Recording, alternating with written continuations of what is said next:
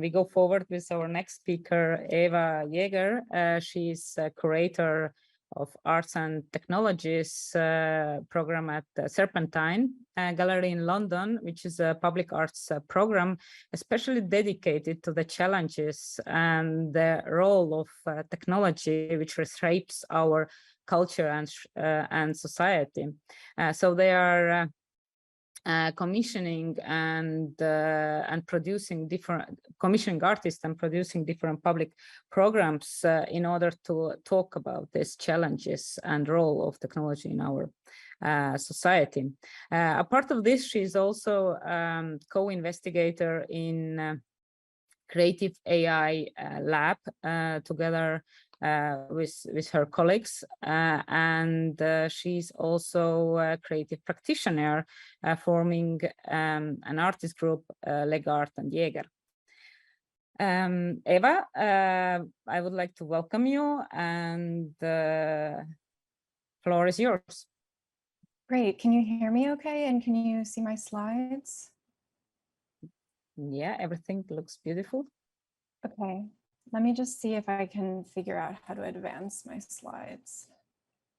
Yes. Okay, great.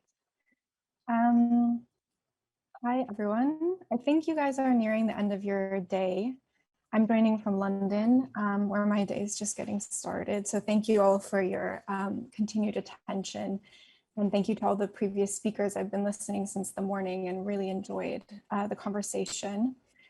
So yeah, I mean, you already gave my intro, but I guess sort of what I wanted to say is that along with, presenting this as a practitioner from the lab, obviously because that has more to do with the kind of themes around AI, I thought it was important just to mention that I've also been on the other side of the equation as an artist, and that I'm really thinking about how to instrumentalize my role within a legacy institution.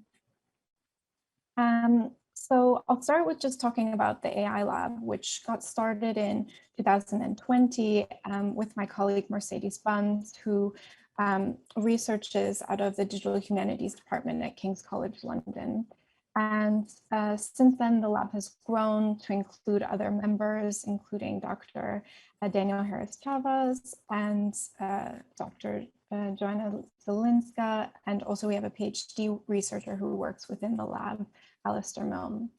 And in a nutshell, the purpose of the lab is to surface particular ways in which artists make use of machine learning to create models for engagement with these technologies. And I'm going to keep circling in on that idea of the model for institutions. So we produce, discussions and readers, and we write papers and articles. But what's really important is that we commission work at the prototyping stage of artistic development. And we also are very interested in how to engage with the public. So we invent new ways of engaging artists and audiences with machine learning art. So this conference, Electric Dreams, it's asking what are the dreams and dystopias of our times, where are we now, and what possible futures are open to us, if any. And since Luba and Memo and Rafiq have already touched on the kind of incredible possibilities of machine learning art and imagination and creativity, and Seifert and Sylvain spoke a lot about kind of new audiences and distribution models for commercial art and how to get artists paid and all of these really important things. I thought that it would be useful for me to answer this question by speaking about the future of machine learning at public museums specifically, and at the intersection of artists who work with machine learning and public institutions, because I have with my team at Serpentine a particular fascination with how we can remodel current contemporary commissioning public museums into kind of new platforms for artist-led research and development in the machine learning field. And so these are some of the questions that I'm working with in my day-to-day job, but also in the lab.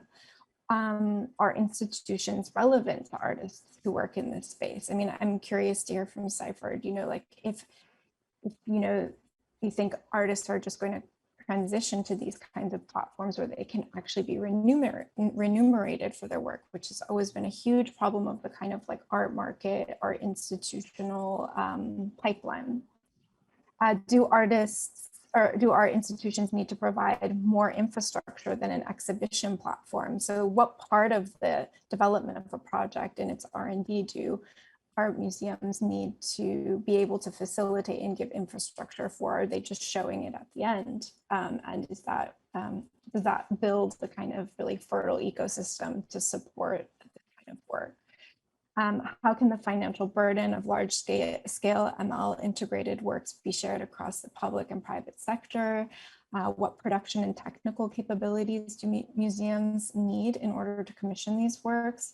And how should we communicate these projects to relevant networks and also newbie audiences?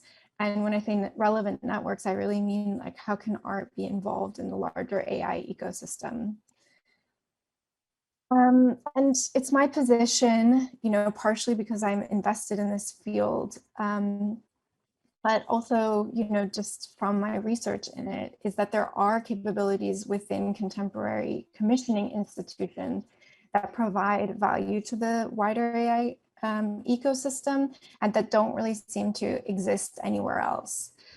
So their interface to public audiences, which I've talked about, their civic mandate, which I think is really important. And there's a difference between showing art to a public or having something publicly accessible and being considered a public institution where your metrics and your funding is contingent on serving certain civic goals. The art field also has a great ability to bring together and work with interdisciplinary teams, and often that work is about building common languages and basically facilitating a kind of creating a roadmap for those teams to work together and have mutual benefit. A lot of newer or like kind of forward-thinking contemporary art institutions now are investing in in-house production capabilities. Certainly we are. And as curators, our role really expands beyond the sort of traditional scope of a curator to also include being technical producers. And then just the ability to turn discourse into prototypes. So of course, the question is like, where do you start remodeling? And I think the biggest insight for me in my own work, working with machine learning and commissioning and working with the teams that are making this work over long periods of time is that, what we consider or what we are calling or what I'm calling the kind of front end of the artwork, that's what would go in a catalog or the typical installation, is merely the tip of the iceberg. And this morning we talked a lot about prompt engineering, and this is slightly different from the way that I've been working with artistic and development teams that I've produced with. So I'm just going to stick to these more bespoke kind of team-led model creation, so just to keep to my own experiences, but maybe it's something we can come back to later, how this kind of prompt engineering is changing this pipeline. But what undergirds this work, the front end, the rest of the iceberg, is the entire machine learning operations infrastructure. And that's, not even to mention the kind of socio-political or earth layers. Like for this argument, I'm just sticking to the technical. And I've highlighted the nodes at which the art world intervenes. And I would say that the nodes at which the art world has technical influence are even fewer. And I guess you could ask, why should the art world intervene, or why should public institutions intervene? And I'll use a quote from my colleague Mercedes, who says, if art and humanities distance themselves from the nitty-gritty technology through siloed critique, they will become irrelevant. So with this in mind, understanding the way in which artists and distributed teams, interdisciplinary teams already operate in the technical, it led us to develop this theory of art's relevance, which is very rooted in machine learning R&D. And it takes place in what we're calling the back end. And this has been a really useful way also for us to sidestep the metaphor of automation, because obviously the teams involved in the design of these systems are so integral. So we're defining the kind of back end, whether on an industrial scale or a sort of DIY scale, as a feedback layer or the working environment. And it's where we allow, or where the practitioner is allowed to interact with the model or data in a meaningful way. And I'm borrowing from Memo's chapter on meaningful human interaction from his thesis. I think he also mentioned this morning. And we propose this where you see in green, this feedback layer as the actual site of art making with machine learning, actual material rather than what's traditionally seen. And it also happens to be the site where we can have most influence over cultural production by machine learning. And here I'm going to talk a little bit about the work that Mercedes has done in this field. So the concept of meaning making described by Stuart Hall, among others, is a process of both encoding and decoding. And this mode of cultural production has now been taken up by machine learning through deep learning. So understanding machine learning as having the capacity to make meaning is crucial if we follow Hall's logic, because then meaning can also be made by calculation. And that's a task that we regularly assign to machine learning. And so this proposes a paradigm shift that the core work of culture, the making of meaning, can now also be made. And by that we mean processed, analyzed, calculated by machine learning. And it kind of confirms that the conceptual meaning of works made with machine learning technologies is inseparable from its technical meaning and its technical creation. And it can only really be understood by engaging with those technologies and then in the back end.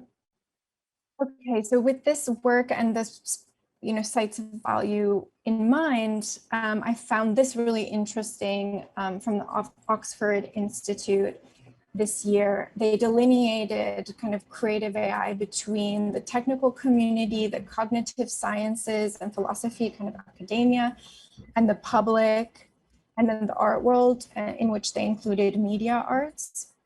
And they were sort of saying like, how are we distinguishing these worlds differently, and what is the remit of these different spaces? So within the technical community, machine learning researchers are producing new algorithms for creative results like deep dream, style transfer, many of the things we talked about today.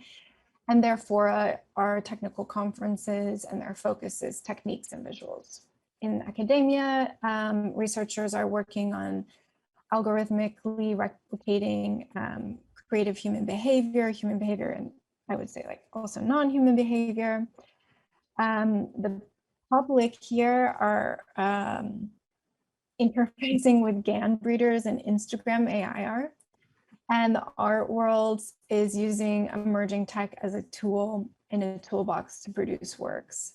And therefore as traditional gallery exhibits, and their focus is aesthetics and criticality. And then in media art, they're taking the technology as a focus and reflecting on it also through exhibitions.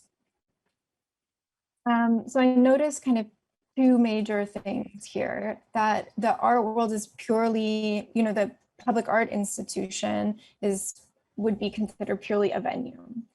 And that the public is left kind of, with GAN breeders and Instagram arts. And for me, that's like, there's no way of engagement and there's no agency within that.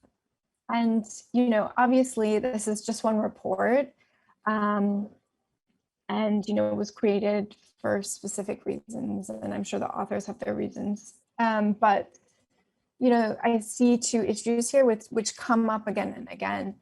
And I would say that these are also opportunities for us, for public arts institutions, to address these two issues with the capabilities that I described before. So it's an opportunity for arts institutions to imagine themselves as more than just venues, that they should become platforms for artist-led R&D, which feed into the larger AI ecosystem, and that they should be investing in more robust spaces for public engagement with machine learning practices as an interface into the technologies themselves as they're being made. And for me, this really comes back to Memo's point about access to infrastructure in order to develop creativity and criticality. I mean, at a policy level and at an institutional level, we need to decide what kind of practices we want to support, by what means, and to what ends. Otherwise, we're going to end up with kind of a purely commercial field with tech companies as main art patrons and with tools that are ultimately developed, like Memo said, for behavior change.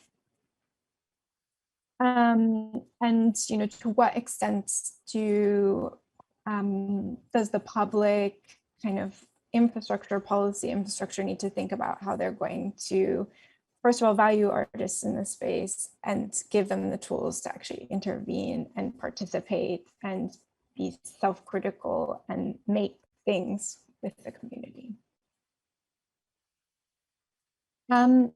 So in order to remodel my curatorial work at the gallery, Mercedes and I, through the creation of this creative AI lab, have built a kind of interoperability between our two institutions. That means that we could harness their research capabilities and they could harness our access to the public and ability to prototype and experiment physically and technically.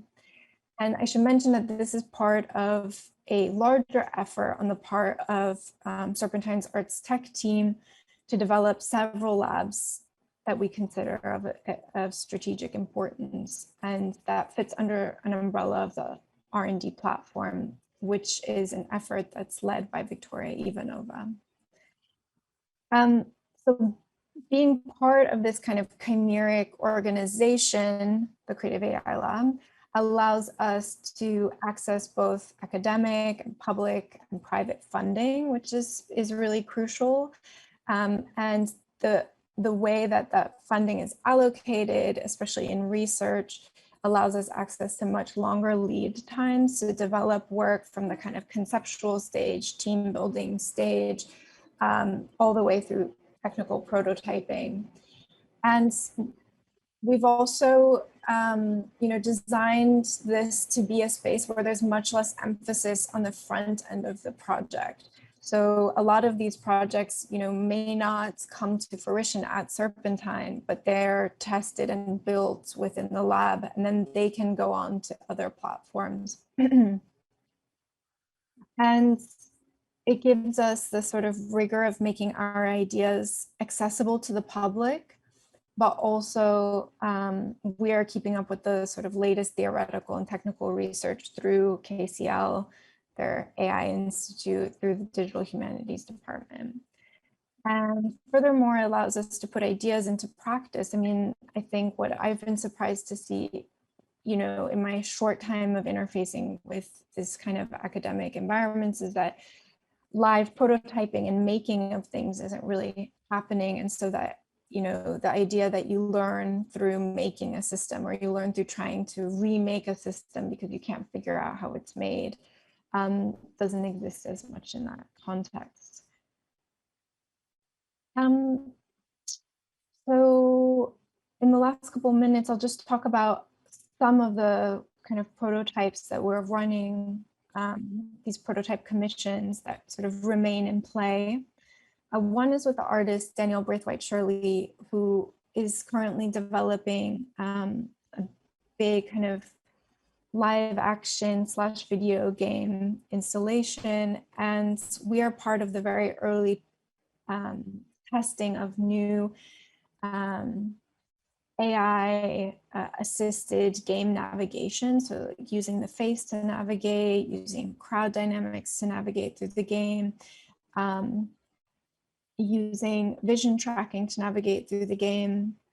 And that's something that we've done in a period of research and development with the artists and the extended team over 6 months during the year. And we're going to continue working on that project. A project we've been working on for several years now is with Ethic Lab and Orphan Drift, spearheaded by Maggie Roberts. And it's called the Interspecies Research Communication Initiative. And we've been working on purely the kind of conceptual, I would say conceptual R&D, which is to design the experiment itself. So there's a larger consortium of biologists and machine learning consultants. But in this project, for instance, at this stage, we're really at the theoretical development, and we're sort of understanding how the way that we design the experiment is hugely influential in terms of like redeveloping how we think about interspecies communication and how we use, in this case, cephalopod intelligence, what we consider its intelligence, how we designate its intelligence, whether it's by itself in a mesocosm, whether it's the animal in the mesocosm, etc. Like, you know, I'm not going to spend a lot of time talking about this project, but it's just endlessly fascinating in the design itself before you even start coding anything or even start measuring anything, how you conceptualize the experiment. This is a place I really think that museums should be involved in. And finally, I mentioned that we're interested in kind of prototyping new ways of engagement with audiences. So over the last couple of years, we have been developing 2 different programs, the R&D Labyrinth series and a game for artists to talk about the technical side of their practices called Hive Mind. And these have been experimental ways to interface with an audience. They're kind of like editorial formats almost, but they've been designed in collaboration with artists. And we find that we can kind of gear these either towards a specific network or towards a more general audience. And that maybe time for me to wrap up. So I can just kind of go over the sort of key line of thinking here. So I started by asking how we can create new institutional models for engagement with machine learning technologies. And I suggested that there are capabilities within public arts orgs that are really underutilized when they're considered purely venues or when they're funded as purely venues or supported in that way. And furthermore, that using only front-end artifacts of machine learning, it's kind of like art artifacts that come out at the end, undermines the real value of the work. And that by harnessing the R&D capabilities of arts orgs in these like interoperable relationships with other sectors, be that academia, technical sector, innovation sector, maybe new distribution platforms. And by focusing on the sites of artistic innovation, backend, we can reconfigure how to bring the public into engagement with these technologies. Thanks very much. Thank you, Eva, for such a wonderful presentation.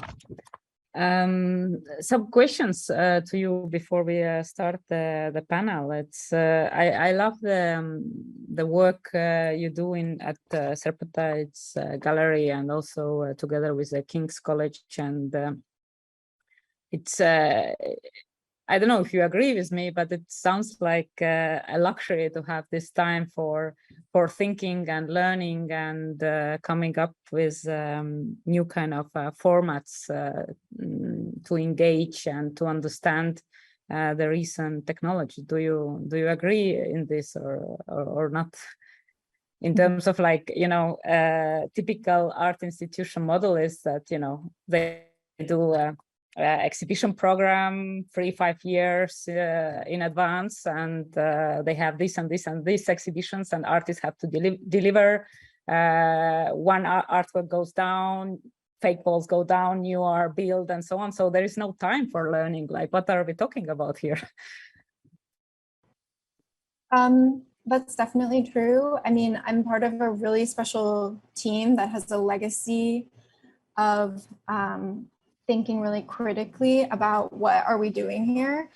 But I would say that part of it is a kind of urgency around feeling like the current model is very broken, and like that we can see what's going to happen right in front of us. Like I described, this kind of like tech company as patrons, artists being instrumentalized to kind of placemake within these tech platforms. And like, I think for us, it's just that we see this, this future, and that's not a place I want to work in. So I guess it is a luxury, absolutely. I mean, I get to do, you know, what I love and what I'm really interested in, but it's also kind of self-preservation and preservation of the sector as it's, you know, underfunded and understaffed, and, you know, everyone is sort of like at a breaking point. We're really trying to take that as an opportunity to imagine other models and like quickly reconfigure. And of course, when I give a talk about it, it sounds like super organized and I don't know. I think that you know, you should all know that we are participating in the messiness of it all, and it does feel quite chaotic at times. But I think that I'm more comfortable with that than just like participating in the system as usual. Yeah, I see. But as a curator, I think it's particularly challenging to work with these formats, especially like when we take into account the technology, especially deep learning, are evolving so rapidly. Like, for instance, I don't know, yesterday GAN was relevant, today it's not. Like how you kind of organize your work, or how do you work with such formats when, you know, by the time you are, I don't know, writing something or organizing exhibition, it might be totally outdated. Like what's your strategy here? How do you work? I mean, it's really the impetus for the R&D platform. I mean, that's to develop a kind of internal intelligence in these areas of strategic relevance. So we have creative AI, blockchain, life sciences, legal lab. That's exactly what those nodes within the R&D platform are supposed to provide to us. So there's a kind of feedback system, and each of us on the curatorial and production side are more or less involved with a lab. You know, I'm very involved with the creative AI lab, but that doesn't mean that my other colleagues who aren't involved, you know, get a sort of kickback of all of that research. And likewise, you know, I get that from the other labs. And this isn't it. I just want to mention that for us, this is really about the entire sector. It's not about Serpentine, you know, coming out on top. We are really trying to share this with a larger community, and this idea of interoperability that I mentioned with King's like is very important to us. We would work with other universities, we work with UCL or Abertay or whatever. You know, we're trying to create like a non-competitive ecosystem where we're sharing and discussing, so that each curator doesn't necessarily need to stay on top of everything, but they're plugged into a kind of network of art and technology intelligence. Yeah.